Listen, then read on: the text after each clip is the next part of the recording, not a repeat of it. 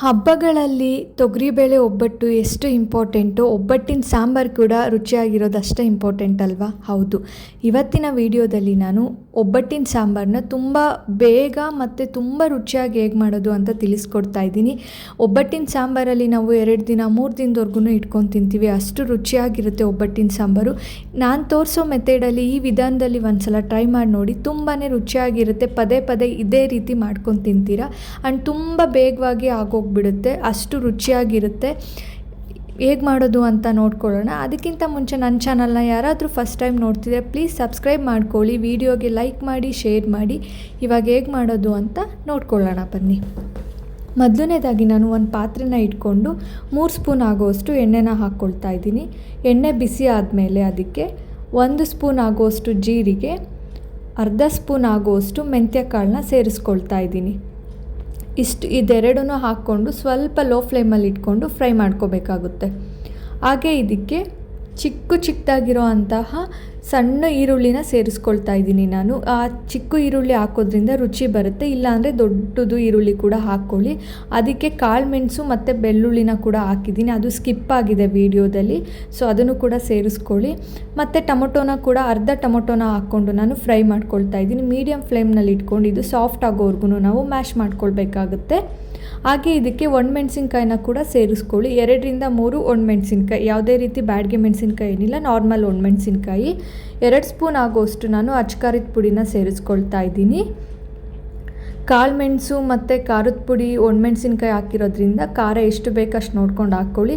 ಇದಕ್ಕೆ ನಾನು 1 ಸ್ಪೂನ್ ಆಗೋಷ್ಟು ದೊಡ್ಡ ಸ್ಪೂನಲ್ಲಿ ಸಾಂಬಾರು ಪೌಡರ್ನ ಸೇರಿಸ್ಕೊಳ್ತಾ ಇದ್ದೀನಿ. ಇವಾಗ ನಾನು ಇದಕ್ಕೆ ಕೊತ್ತಂಬರಿ ಸೊಪ್ಪನ್ನು ಸೇರಿಸ್ಕೊಳ್ತಾ ಇದ್ದೀನಿ.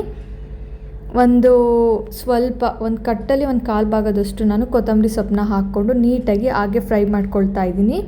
ಕಟ್ ಮಾಡೋ ಅವಶ್ಯಕತೆ ಇಲ್ಲ, ಡೈರೆಕ್ಟಾಗೆ ಹಾಕ್ಕೊಳ್ಳಿ. ಮಿಕ್ಸಿನಲ್ಲಿ ಗ್ರೈಂಡ್ ಮಾಡ್ಕೋಬೇಕಾದ್ರೆ ಅದು ನುಣ್ಣಗೆ ಪೇಸ್ಟ್ ಆಗುತ್ತೆ. ಹಾಗಾಗಿ ಇವಾಗ ನೋಡಿ ಇದು ಪೇಸ್ಟ್ ಆಗಿದೆ. ಇದಕ್ಕೆ ನಾನು ಸ್ವಲ್ಪ ತೆಂಗಿನಕಾಯಿ ತುರಿನ ಸೇರಿಸ್ಕೊಳ್ತಾ ಇದ್ದೀನಿ, ಹಸಿ ತೆಂಗಿನಕಾಯಿ ತುರಿನ. ನೀವು ಇದು ಬೇಡ ಅಂದರೆ ಸ್ಕಿಪ್ ಮಾಡ್ಕೋಬೋದು, ಬಟ್ ಹಾಕಿದ್ರೇ ತುಂಬ ರುಚಿಯಾಗಿರುತ್ತೆ. ಜಾಸ್ತಿ ಹಾಕೋದಕ್ಕೆ ಹೋಗಬೇಡಿ, ಸ್ವಲ್ಪ ಹಾಕ್ಕೊಳ್ಳಿ. ಹಾಕ್ಕೊಂಡು ನೀಟಾಗಿ ಫ್ರೈ ಮಾಡಿಕೊಂಡು ಇದನ್ನು ಆಫ್ ಮಾಡಿಕೊಂಡು ಹಾಗೆ ಇಟ್ಕೊಳ್ಳಿ. ಇವಾಗ ಕಂಪ್ಲೀಟಾಗಿ ಇದು ಕೂಲ್ ಆಗಿದೆ. ಇವಾಗ ನಾನು ಒಂದು ಮಿಕ್ಸಿ ಜಾರ್ನ ತೊಗೊಂಡು ಅದಕ್ಕೆ ನಾನೇನು ಫ್ರೈ ಮಾಡಿ ಇಟ್ಕೊಂಡಿದ್ದೆ ಅಲ್ವಾ, ಅದನ್ನೆಲ್ಲ ಸೇರಿಸ್ಕೊಳ್ತಾ ಇದ್ದೀನಿ. ತುಂಬಾ ರುಚಿಯಾಗಿರುತ್ತೆ. ಇವಾಗ ಇದರೊಳಗಡೆ ಸ್ವಲ್ಪ ನಾನು ಒಬ್ಬಟ್ಟಿಂದು ಹೂರಣ ಏನಿರುತ್ತೆ ಅದನ್ನು ಸೇರಿಸ್ಕೊಳ್ತಾ ಇದ್ದೀನಿ. ಇದು ಅಷ್ಟೇ ಇಷ್ಟೇ ಅಂತ ಏನಿಲ್ಲ, ನಿಮ್ಗೆ ಎಷ್ಟು ಬೇಕಿದ್ರೂ ಹಾಕ್ಕೋಬೋದು. ನಿಮಗೆ ಸ್ವಲ್ಪ ಸ್ವೀಟ್ ಜಾಸ್ತಿ ಬೇಕು ಅಂತಂದರೆ ಜಾಸ್ತಿ ಹಾಕ್ಕೊಳ್ಳಿ. ಇವಾಗ ಇದನ್ನು ನೋಡಿ ನೀಟಾಗಿ ಈ ಥರ ಪೇಸ್ಟಾಗಿ ಗ್ರೈಂಡ್ ಮಾಡಿಕೊಂಡೆ. ತರಿಯಾಗೆಲ್ಲ ಮಾಡ್ಕೋಬಾರ್ದು, ಸಾಂಬಾರಿಗೆ ಯಾವ ಥರ ಗ್ರೈಂಡ್ ಮಾಡ್ಕೊತೀವೋ ಆ ಥರ ಮಾಡ್ಕೋಬೇಕು. ಇವಾಗ ಇನ್ನೊಂದು ಪಾತ್ರೆನ ಇಟ್ಕೊಂಡು ನಾನು ಸಾಂಬಾರು ಮಾಡೋದಕ್ಕೆ ಅದಕ್ಕೆ 3 ಸ್ಪೂನ್ ಆಗೋಷ್ಟು ಎಣ್ಣೆನ ಹಾಕ್ಕೊಂಡೆ. ಅದಕ್ಕೆ ನಾನು ಬ್ಯಾಡಗಿ ಮೆಣಸಿನ್ಕಾಯಿ ಮತ್ತು ಕರಿಬೇವಿನ ಎಲೆ, ಬೆಳ್ಳುಳ್ಳಿ ಜಜ್ಜಿರೋದು, ಇದು 3 ಹಾಕ್ಕೊಂಡು ನೀಟಾಗಿ ಒಗ್ಗರಣೆಯಲ್ಲಿ ಕೈ ಆಡಿಸ್ಕೊಳ್ತಾ ಇದ್ದೀನಿ. ಇಲ್ಲಿ ಹಿಂಗನ್ನು ಕೂಡ ಸೇರಿಸ್ಕೋಬೋದು, ನಮಗೆ ಹಿಂಗೆ ಇಷ್ಟ ಆಗಲ್ಲ ಹಾಗಾಗಿ ಹಾಕ್ಕೊಂಡಿಲ್ಲ. ಇವಾಗ ನೋಡಿ ಇದಕ್ಕೆ ಹುಣಸೆ ಹಣ್ಣಿನ ರಸನ ಸೇರಿಸ್ಕೊಳ್ತಾ ಇದ್ದೀನಿ ನಾನು.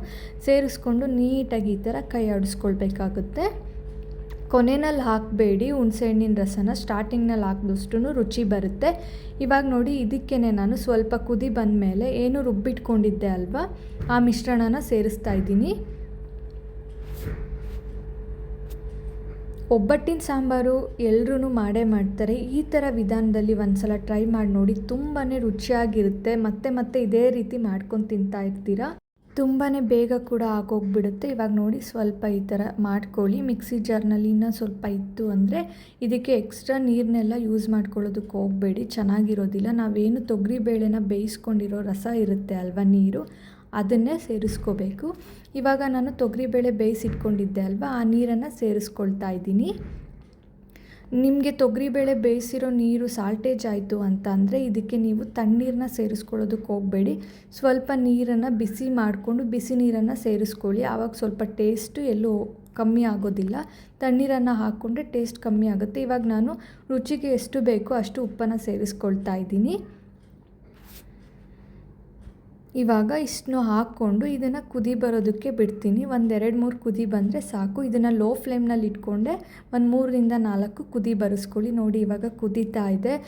ಘಮ ಎಷ್ಟು ಚೆನ್ನಾಗಿ ಬರುತ್ತೆ ಅಂತ ಅಂದರೆ ನಾನಂತೂ 2ರಿಂದ 3 ದಿನ ಇಟ್ಕೊಂಡು ತಿಂತೀನಿ ಒಬ್ಬಟ್ಟಿನ ಸಾಂಬಾರು ಮಾಡಿದ್ರೆ.